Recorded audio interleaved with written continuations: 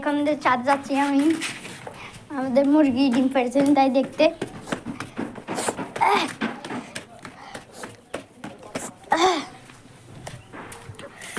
Hello,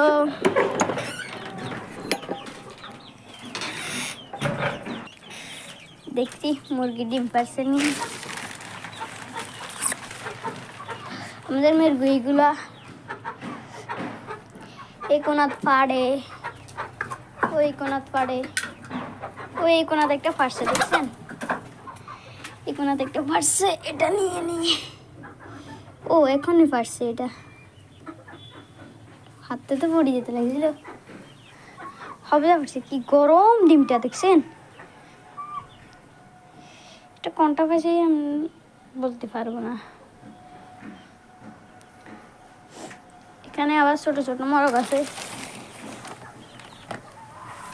ওকে, আজকের জন্য blog এখানেই শেষ। আল্লাহ হাফেজ, সবাই ভালো থাকবেন।